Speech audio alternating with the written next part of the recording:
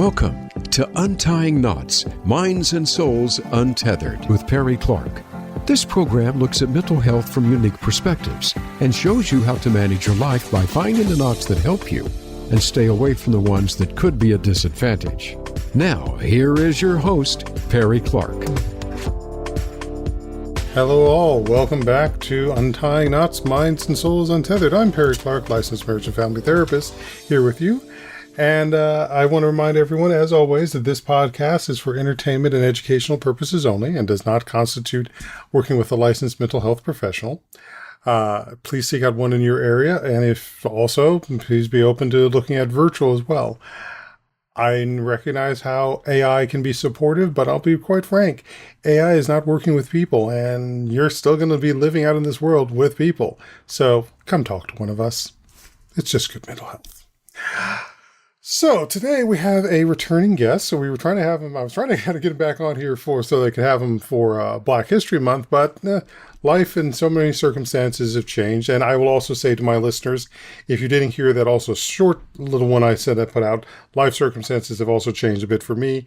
And we are switching our cadence for the production of the podcast to at least once a month. We're going to keep going as long as we can, but we're right now going to be doing once a month just because life expectancies and life commands and so forth have called me to take some other choices in there. But back to our guests.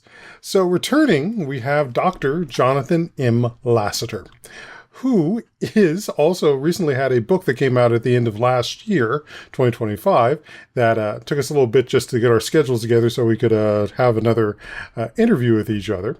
But I'm going to go ahead and give you his bio, which is he is a polymath who utilizes psychology, writing, and dance to help others heal and thrive. His roles include licensed clinical psychologist, holistic wellness, and relationship coach, professor, author, public speaker, and choreographer. As a public intellectual, Dr. Lassiter has been featured on television, radio, podcasts. Dr. Lassiter is the award-winning co-editor of Black LGBT Health in the United States, an intersection of race, gender, and sexual orientation. And what we're here to talk about today is his newest book, which is the one that came out at the end of 2025, was How I Know White People Are Crazy and Other Stories. So Jonathan, welcome back. Thank you so much for having me. I'm so excited to chat about the book. Definitely. So So as it was, I'd seen that your book had come out. I had not had a chance to, like I said, sort of getting schedules with you. And then one of my clients brought the book to me and says, have you read this? And I said, oh yeah, I know about this. I actually know the author. And yeah, I need to set up an appointment so we can have a chat about it. And during the holiday break, I was also got it on audio and listened to it. And I'll ask the question as I usually ask is, how did you get here? But how did this book come about? Well, it's actually been in the making for quite some time, both unofficially and officially. So unofficially, it started with an essay that I wrote in 2014, which was the year I was finishing up my internship, which I write about in the book. Mm-hmm. So I was finishing up my doctoral internship at the Indianapolis VA, and it was, I was going through a lot that year. And so, but one of the things I was doing too was reading a lot. And so one of the books that I picked up was Toni Morrison's nonfiction book called Whiteness in the Literary Imagination. And so, and in this book, she is looking at the ways in which whiteness and blackness is depicted in early American literature, like Melville, Hawthorne, of the likes. And I just found it fascinating how she just really picked apart, what is considered the canon, if you will, the American canon of literature, for its racism, basically. And so being on internship at the Indianapolis VA at the time and going through all these racist experiences I was experiencing, and also having recently discovered African-centered psychology at that point, and then being like, well, why has this been introduced to me before in any of my education, I started to think about the ways in which psychology itself is uh, limited and narrowed by whiteness. Mhm. And so I wrote an essay touching on those points for a think tank that I was working at the time and published it and moved on. And then I graduated, postdoc, first academic job, all these things. And then in 2020, life slowed down a little bit, and I've always Mhm. wanted to write a book. And so, long story short, I was like, okay, I think I'm ready to write this book. I had already done an academic book, and I was like, but I want Mhm. to do a trade press book. And, people like Cornell West, Bell Hooks, all these folks are in my mind. So I'm like, I want to do a book like they did. And so I had to figure out how to do that. Apparently, you need an agent to do that sort of book if you want to be published by a traditional press. And so I was like, well, I don't know how to get an agent. So I asked Google and it told me, and long Mhm. story short, found the agent, we crafted the project together. And it was her idea to make it into stories because at first I was Mhm. thinking it would be, much more academic because that's the way I'm What you've known. writing, right? And she was like, no, but if you want it for a general audience, you should do more creative nonfiction. She was like, it should be based around anecdotes where you are basically sharing, significant lessons you learned about the topic. Mhm. And she's like, and you wanted to grab people emotionally, so really lead with emotion. Mhm. So I was like, okay. I was like, listen, you're the expert. If you think this is the approach to take, then let's take this approach. And so we did. And Hachette Publishing bought the book and it was off to the races. I wrote it in like 18 months, a lot of revision as writing requires. And Mhm. then we put it out there. And now it's out there in the world and it's finding its audience. And I'm super, super excited about it. Very nice. Yeah. Yeah, as I listened to it and such, and it's like, yeah, I could have many of my own moments that were similar to that as well. Mm. I that is a lot of the feedback that I've been getting. It's like, oh, thank you so much for saying this. I feel so seen. I have people who have either been there, like Mhm. us, and are saying, oh my gosh, this is exactly my experience. Or I have people who are also currently in it, and they're like, oh Mhm. my gosh, I can't say this right now because I'm currently in it, but thank you so much for saying it. And then, so it's just been a really great reception. Of course, you got the haters, but you're always gonna have Mhm. haters. But overall, it's been such a great reception, and I feel like when I say it's reached its audience, that's what's so important to me is that it is really reaching the people who need it the most, and I'm so excited about that. It's very nice. Yeah.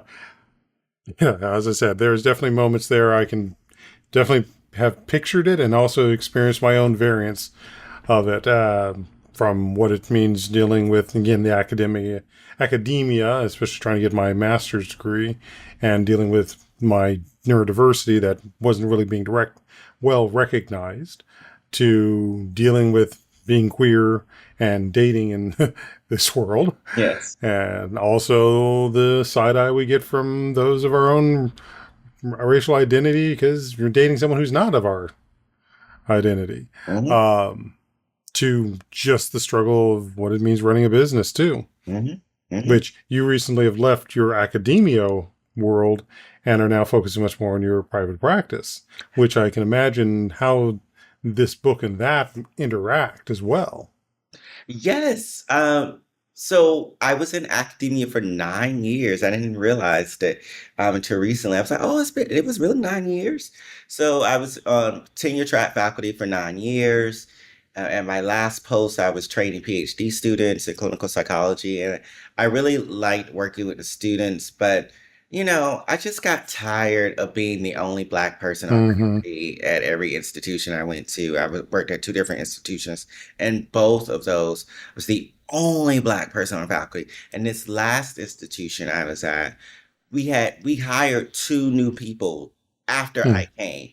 They Mm-hmm. hired two white people, and I was just like, in a post 2020 world, you can't tell me, right? There aren't qualified people Of from the any, yeah, majority out there. Like, yeah. are you really, really like, and you're just gonna hire two more white people? So I was just like, I'm tired of being isolated. Mm-hmm. With academia, it's really a capitalist enterprise in a lot of ways. Mm-hmm. There was so much focus on getting grants and all of this stuff, and not so much about the work and the research itself. And I mean, I had Mm-hmm. my dean at the time tell me, because with the new administration, there was all this backlash against quote unquote DEI focus at the Right. NIH. And so all of the grants that I was submitting weren't even being considered. And my dean tells me, "Oh, yeah, but you do qualitative and mixed methods. So can't you just use those research methods for another population?" And I'm like, Mm-hmm. ma'am, like I study Black same gender loving community Mm-hmm. for a reason. Like, this is my passion. This is what I've been doing for the past 15 plus years. Like, I'm not just going to pivot because of racism and bigotry and just because you want indirects from a grant. So at Mm-hmm. that point I was like, you know what? I'm good. I can make more money and have less stress Mm-hmm. working for myself. Y'all take care. Right. Which, although I guess some would ask the other question in this, why not apply more to the historical black universities and such to work? Oh, God, trust me. One, I have, right. One, Mm-hmm. there are very few jobs. 'Cause I've been, if I've been in academia for 9 years, I'd probably say I've been on the job market for 5 of those years. Mm-hmm. And I've never seen dope people who are at HBCUs keep their jobs. So They stay one, there. those positions aren't open as open as you might think. Um, and when there was one open, I have applied and was not even offered an interview. And so I was like, what's going on here? Hmm. So yeah, it's just not as easy as you might think. Yeah. Or some are probably thinking just again, and I would also wonder how many of those again are not up to speed on what the actual market looks like, what the and as I say in my case is like what are the subtexts that are involved. Mm, yes. Yes. And so much of what was going on in your book was what were the subtexts, who Hmm. was reading them and who wasn't reading them. Exactly. Exactly. And there's a lot of subtext in both places. And I think to your point about HBCUs is that as much as I would not have been a statistical minority, the Hmm. ideology, right, as I write about in the book around whiteness is not and whiteness is a mindset, but it's not a Mm-hmm. mindset that is limited to white people. A lot of Mm-hmm. Black people carry around and perpetuate a whiteness mindset that is based on individualism, um, competition, right, and annihilation. And so I have definitely seen a lot of my Black colleagues try to, in some ways, outwhite the white folks, right, in the name Mm-hmm. of Black excellence. And so Mm-hmm. that's a dynamic that unfortunately is at a lot of HBCUs. So Right. again, if I had my choice, I would much rather be there than PWI. However, you know, Which is a predominantly white institution for those that are not aware. yes. However, again, though, just being at a HBCU does not mean that we can avoid the whiteness Hmm. mindset. Yeah. Right. Hmm. Well, because as you mentioned, annihilation and so forth, there's also the aspect of rejection and abandonment as well, as Hmm. being some of the four biggest foundational things that I've learned, especially from what I've been studying in brain spotting as well as developmental trauma, annihilation, humiliation, rejection, and abandonment. The big four. Yes. That it definitely. Um, in my work, I see that a lot among my clients with trauma, Mm-hmm. experiencing some combination of those. Yes. Mm-hmm. And as I've said in other podcasts and so forth, there is no one on this world who has not experienced or been immune to trauma. 100%. And trauma, comes in all forms, as you know, Mm-hmm. and both from family, from outside sources, and from society at large. And Mm-hmm. I write about that in the book. And the book has three different parts. And that first part is really about my childhood and all Mm-hmm. the trauma that I've experienced there at the hands of my father, who was suffering from the whiteness mindset. And that trauma really shaped how I saw myself and the world, Mm-hmm. my own self-esteem for a lot of years. And it wasn't until I started to understand the history of Black people and what it must have been like for Black people of a certain Mm-hmm. generations, and just thinking about survival, did I develop empathy and was able to get to my own healing? But it required that empathy for my father, who was doing his best, but also contributed to a lot of Mm-hmm. and trauma. Yeah. Mm-hmm. Which we can have the empathy, Hmm. but we also have to remember too what was the impact. Exactly. The And two can't be divorced of each other. and just because we have empathy doesn't mean that the impact goes away. And Mm-hmm. that's something that said to my husband a lot of times. I was just like, "Oh my gosh, this is my father." I was like, "This is something happening when we'll have some interaction." I'll be like, Mm-hmm. "This is probably because of my father." I was just like, "I'm gonna be dealing with this for the rest of my life." I was just like, it's just like, you know, not that it's like something even at this point that's like disruptive in my relationships. I've definitely learned how to mitigate those factors. However, though, I find myself thinking in ways or being fearful of certain things, and I'm like, oh Mm-hmm. yeah, no, that's my father again. Yeah. Mm-hmm. Mm-hmm. Yeah, I know it's been a bit of an issue for myself this last year. My father passed last year this month, and so we've hit the 1 year mark. Which, if any of the listeners are noticing and following the track, that's what happened last year, where I was taking off from the show for a bit. So circumstances have still continued from that experience and the ripple from it. But yeah, there's a standpoint of looking at both where do we have empathy for them, where can I see the, especially as a therapist, where the trauma and the experiences happened, and also where the failure to make different choices comes in. Yes, yes, but it's definitely a both and, right? It's a both Mm-hmm. and situation. Yeah. My father passed in 2021, so before the book came out. And so Mm-hmm. um there are times where you can't see it, but there's a picture of him right next to me. So yeah, I understand um that loss. And it's also for me, um, living life, at least trying to live life um, in an African-centered way and having an understanding of African-centered psychology.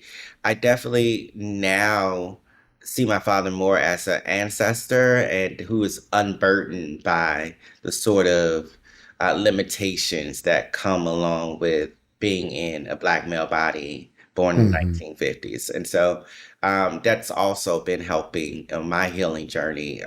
Our relationship continues to heal, even with him in another realm. Yeah. Mm-hmm. I'm not going to comment on what's going on with mine in that regards and all that, but more than what I've already said. Mhm. But yeah, and that also becomes an aspect of dealing with the generational healing of trauma as well, and how it carries over. And one of the other areas that I know in your book, and when I was listening to it, was that aspect of what happened when you had a sickle cell anemia flare as a child, and then when you had it as a young adult, and the Yeah. parallels between those experiences. Yes, I was born with sickle cell anemia. It's something that I've been living with my entire life. And it was very interesting, the sort of treatment that I received again from as a child from my father, and then as an adult. And particularly when I had my sickle cell crisis as an adult, I was with my now husband, but then partner, and the treatment was so different between how my Hmm. dad treated me and then how my husband treated me. But part of that whiteness mindset um, taught my dad that black men, black people needed to be strong at all costs, and so Hmm. an illness where your body is literally breaking down in those moments of crises. I was and and being in so much pain, I'm literally crying. He's like, Hmm. basically, toughen up. You're out of the woods now. You got to be strong. And I'm like, no, I can't. Like I'm literally on the verge of death. Like, come on Yeah. now, have Yeah. some empathy, right? Have some sympathy. Have some Well, and even the problem sympathy. with that's yeah, even with that problem with the saying is you're out of the woods yet, but you're not. You're still in view of the woods. That's Exactly. not the same thing. When you can't see the woods at all, you're clear. Exactly. Exactly. And so, that was a very hard experience for me. And that was something, quite frankly, made me dislike my dad, right? Hmm. There were a lot of things about my father and I relationship that made me dislike him, but that was definitely one of them. I'm like, again, I'm here in so much pain and you are just so mean about it. Hmm. Flash forward to, I think I was 35 um, when I had my last sickle cell crisis. Hmm.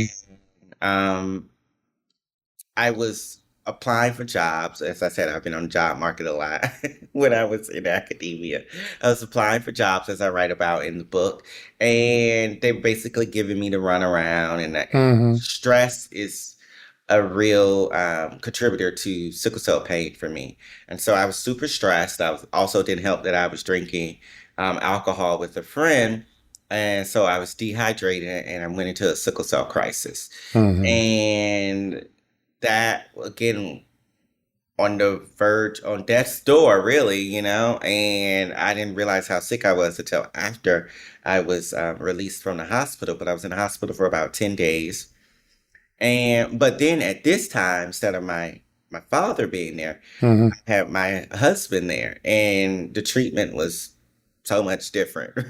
Right? Literally night and day. Night and day, right? Like so patient, so caring, so empathetic, and so that was also very interesting dynamic and experience for me.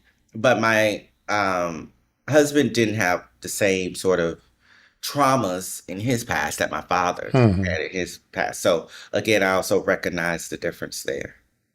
Well, not just the traumas, just the aspect of even I think the understanding of what's going on. Hmm. And again, 1950s education, especially in sciences, Hmm. compared to what we are capable of now. Hmm.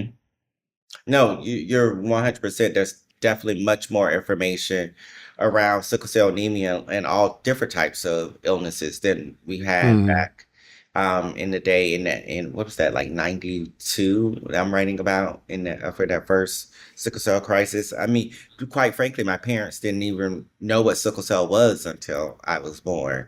Um, Hmm. and they were learning, on the fly. So, Hmm.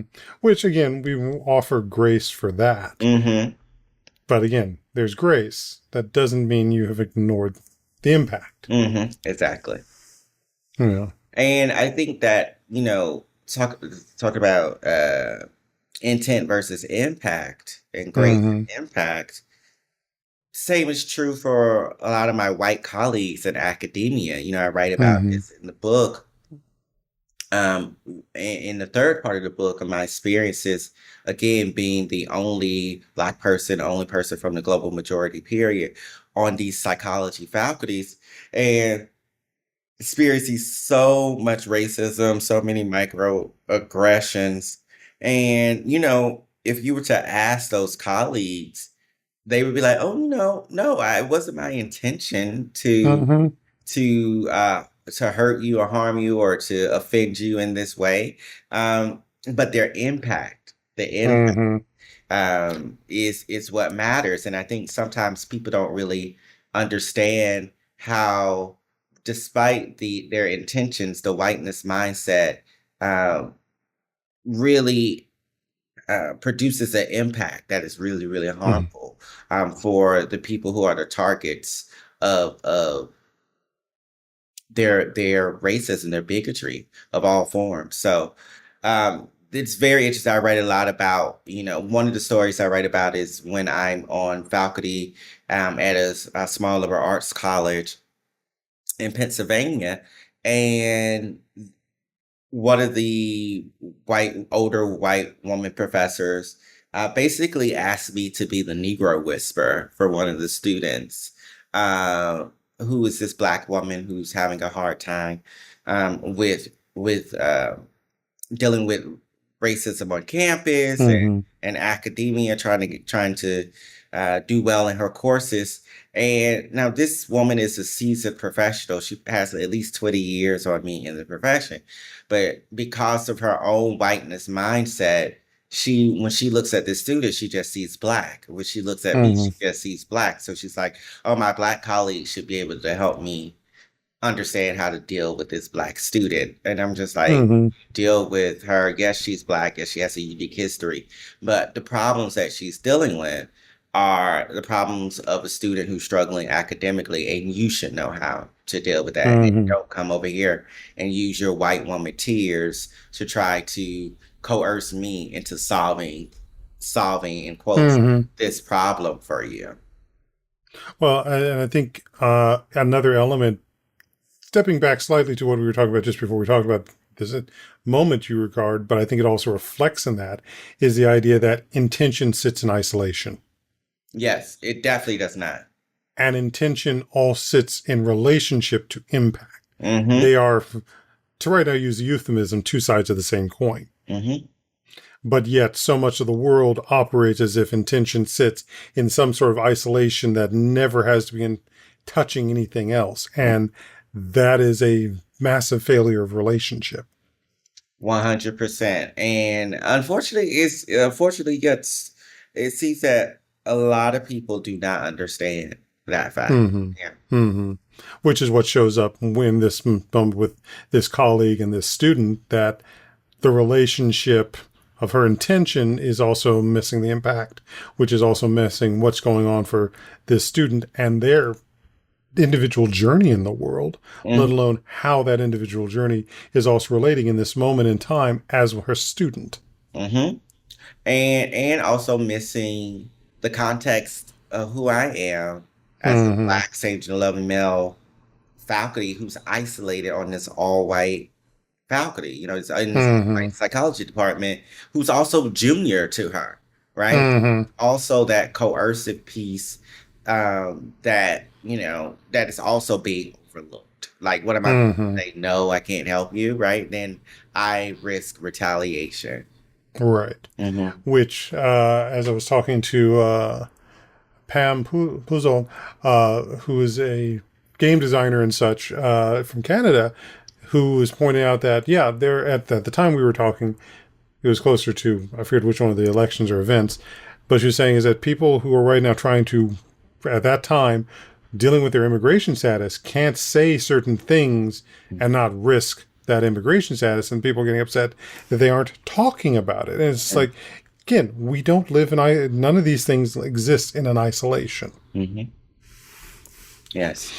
Um, it's so true, and that's something that I'm really trying to bring attention to in the book, is that none of us really exist in isolation of the whiteness mindset. Mm-hmm. The whiteness mindset is something that's really like, it's in the air, right? It's in the air that we all breathe, and we're all affected by it in some way or other. Some of us are working more intentionally than others to um, sort of clear our lungs of it, if you will. Mm-hmm. Mm-hmm. However, it's already had an effect on us all. Mm-hmm. And so it's like, Mm-hmm. how much are we going to work to counteract that and live a different way? And that's something that I try to do in the book, is present an alternative to this whiteness mindset an alternative based in African-centered understandings of well-being that Hmm. focuses on understanding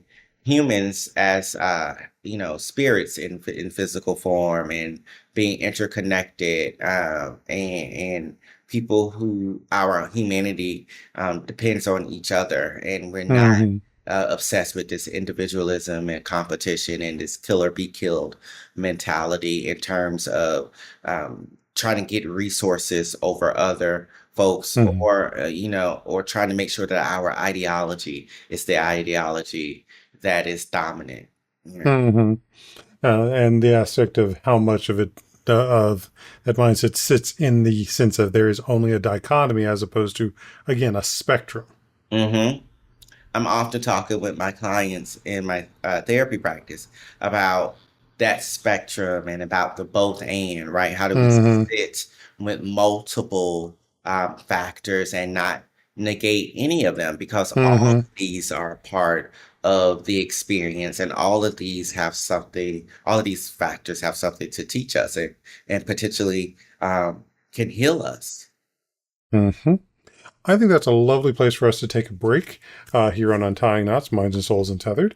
I'm Perry Clark, licensed marriage and family therapist, here with Dr. Jonathan M. Lassiter, PhD, author, dancer, choreographer, and fellow same gender loving man. We'll be back shortly after these breaks, and we'll continue our discussion here on Untying Knots, Minds and Souls Untethered. Stay tuned, folks.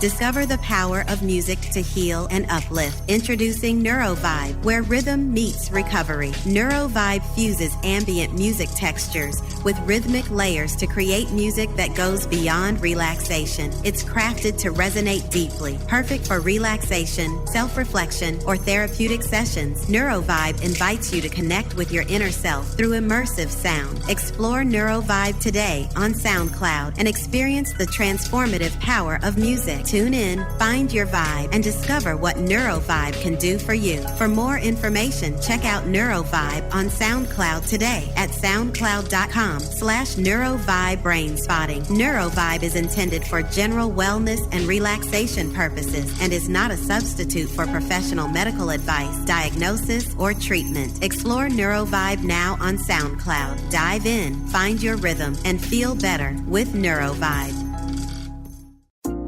Our lives and the world around us can get messy and frustrating. Untangle and Grow Counseling's focus is to untangle that mess and make sense of it so you have a good foundation to build and grow from.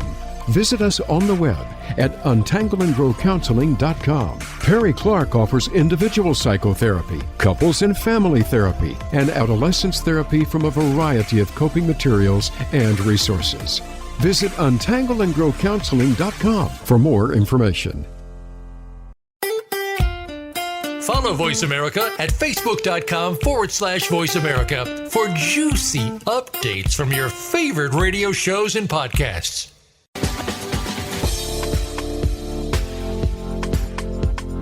You are listening to Untying Knots, Minds and Souls Untethered. If you have a question or comment about our podcast, send an email to pclark@untyingknotspodcast.com. That's pclark@untyingknotspodcast.com. And now, back to the program. Hello all, welcome back to Untying Knots, Minds and Souls Untethered. I'm Perry Clark, licensed marriage and family therapist, here with you, and we have my guest today, Dr. Jonathan M. Lassiter, PhD, and author of I Know These People Are Crazy, and Other Thoughts from a Tired Black Psychologist.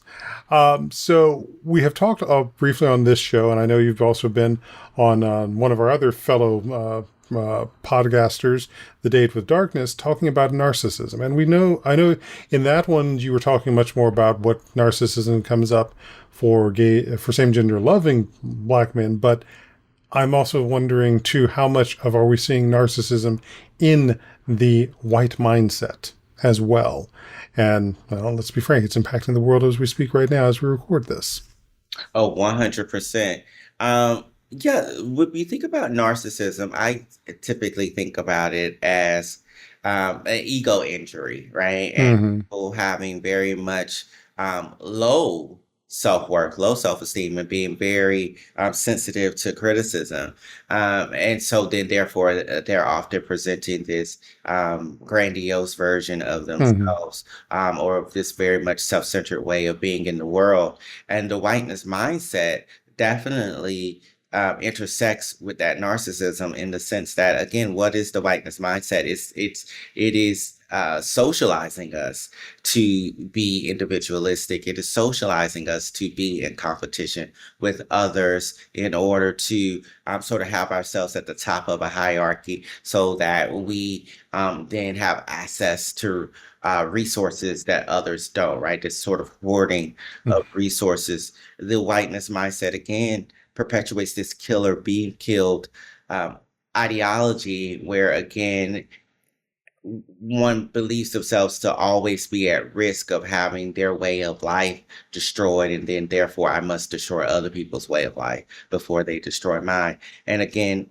with narcissism, we see people take those to the nth degree, Mm-hmm. and definitely perpetuate harm. Again, as you said, we see it in so many places, including in our government. Mm-hmm. Mm-hmm. Yeah, because and the thing I would probably also add to that is just how much that it is also people not dealing with their emotional selves Mhm. and treating that those emotional selves are so vulnerable and need to be so protected that they're willing to burn the world around us Yes, 100%. Hmm. and burn the people around us, let alone able to see, going back to our forest metaphor, the forest despite the trees, Hmm. which I think speaks very much to the experience that you had with the internship. Hmm. Yes, so much of the whiteness mindset hinders people from seeing anything beyond themselves, right? And Mm-hmm. so that's true of this experience that I had. Now, so this is the titular essay, and how I know white people are crazy, and other stories. So this essay, "How I Know White People Are Crazy," really, I share the story of my being in my last year of my doctoral clinical psychology program, and being on my full-time internship at the Indianapolis VA. And again, because of racism in psychology, I am the only person from the global majority that's part of my cohort. There is an all-white faculty, and it's me and two other white women who are the interns. And so the all white faculty diversity committee, they say, hey, we really value diversity, and we think it's very important. And so what we want you to do is we want you to put yourself in a situation where you are a minority for at least 2 hours, and then come back and tell us about it. And again, talking about the whiteness mindset centering, perpetuates people Mm-hmm. centering themselves. I'm like, "Oh, but I'm a Black same gender loving man with a chronic illness, first person to go to college. Like, what are you talking about? Like, Yeah, your very existence is that. exactly. This minority status that you're talking about is my life. Like, um, Even but and let's also add even the career field too. exactly. I mean, even the level of education that I'm pursuing, right? And the discipline itself.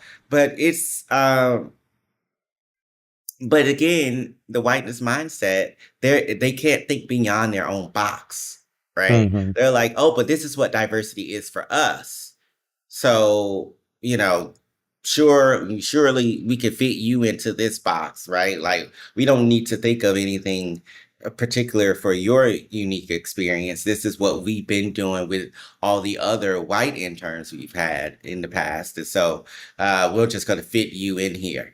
Mm-hmm. And to add insult to injury, as if that wasn't bad enough. So I do the project, and then they decide that it wasn't good enough, and that they essentially failed me, from, Mm-hmm. failed me from the diversity project. So this Black sage to the loving man with a chronic illness failed the diversity project according to this all white diversity committee. Yeah. And again, I'm sitting there and I'm thinking to myself, see, this is how I know white people are crazy.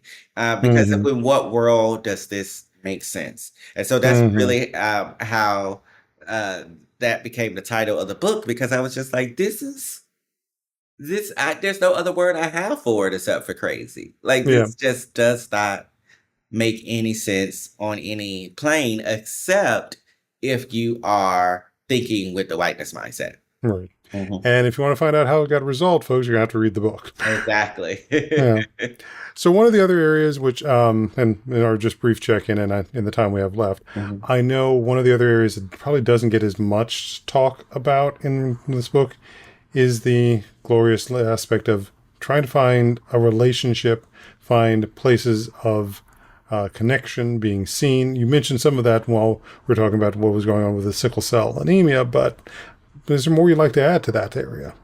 Yeah, so one of the chapters that I added, I wasn't originally, when I originally proposed the book, I wasn't thinking about this particular aspect of my life. I was thinking more professionally, but my agent was like, people want to see that you're human. And so you might want to put in a chapter about how you are struggling with the whiteness mindset. Uh, Mm-hmm. and I think I do that throughout the book because, again, Mm-hmm. who isn't struggling with the whiteness mindset? I think, again, it's about making sure that we are trying to counter it intentionally. Uh, Mm-hmm. and so I want to show that throughout the book. But then this chapter, Black Boy in the City, I really look at Mm-hmm. whiteness mindset has influenced my own ideas about desirability, attractiveness, romantic love, Mm-hmm. etc. Again, something that doesn't exist in isolation. Exactly. It does not exist in isolation from the social political forces in our world and the historical forces in our world.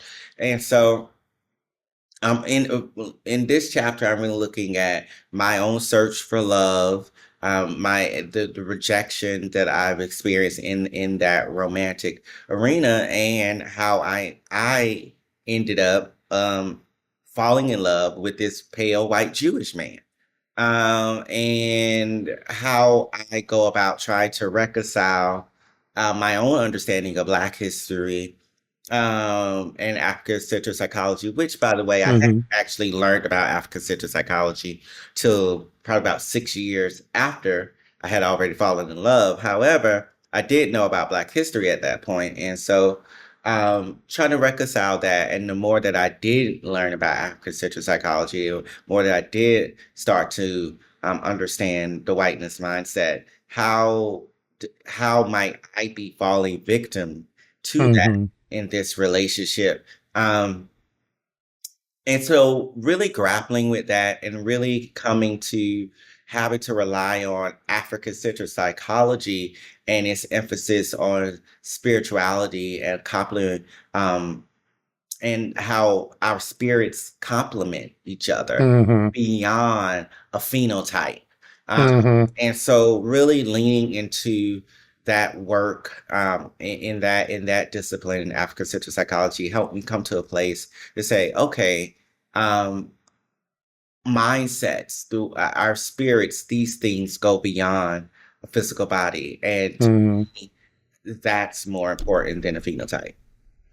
Which also I think again, and especially the same gender loving men, Mhm. we have again an entirely different experience that we have than the typical heterosexual Mhm. and white heterosexual existence in the world and the stories that get put out there, which even that African-centric psychology, not just coming into our relationships with our partner, but also translates into the families we have, the Mhm. families we come from as well.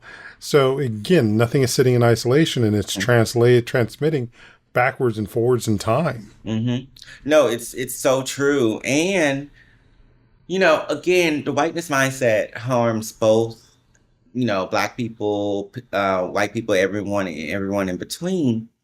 And one of the things that I have witnessed in my relationship with my husband, again, who's this white Jewish man, is I'm very lucky. I know every person in an interracial relationship, whether there is with a white person or another person from a different ethnic racial group.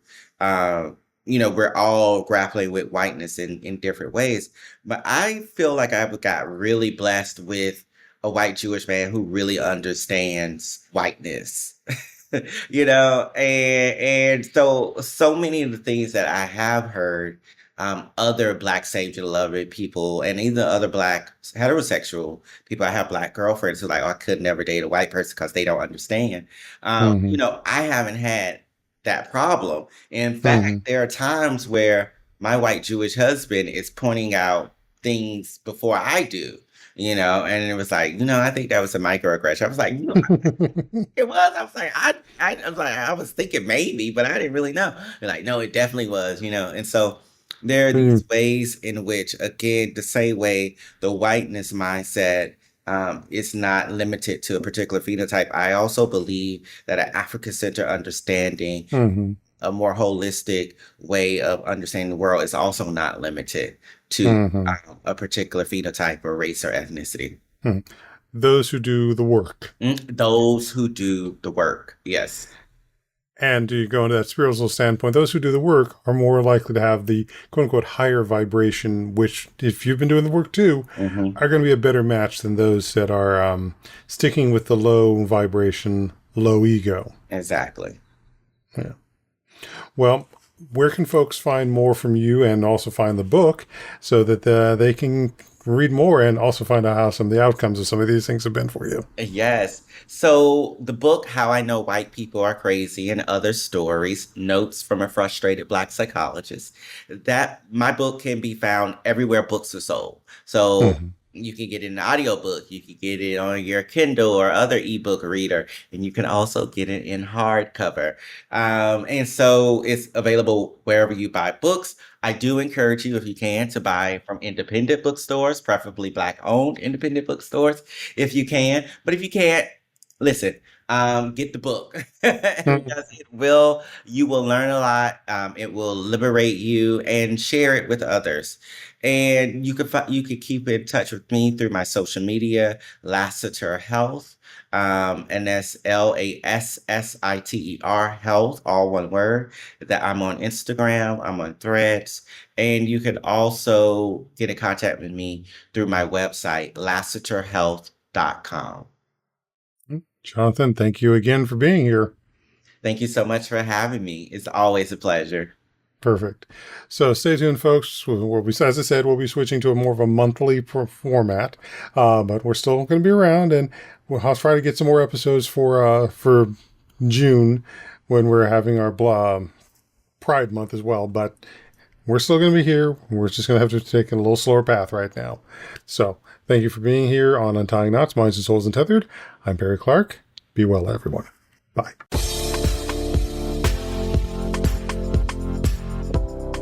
Thank you for tuning in for Untying Knots, Minds and Souls Untethered. Be sure to join your host, Perry Clark, for another episode on the podcast coming soon on the Voice America Empowerment Channel.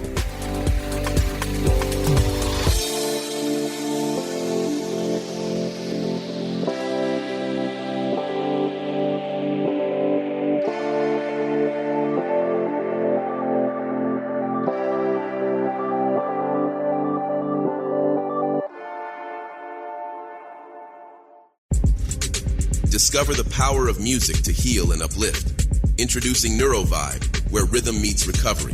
NeuroVibe fuses ambient music textures with rhythmic layers to create music that goes beyond relaxation. It's crafted to resonate deeply, perfect for relaxation, self-reflection, or therapeutic sessions. NeuroVibe invites you to connect with your inner self through immersive sound. Explore NeuroVibe today on SoundCloud and experience the transformative power of music. Tune in, find your vibe, and discover what NeuroVibe can do for you. For more information, check out NeuroVibe on SoundCloud today at soundcloud.com/NeuroVibe-BrainSpotting. NeuroVibe is intended for general wellness and relaxation purposes and is not a substitute for professional medical advice, diagnosis, or treatment. Explore NeuroVibe now on SoundCloud. Dive in, find your rhythm, and feel better with NeuroVibe.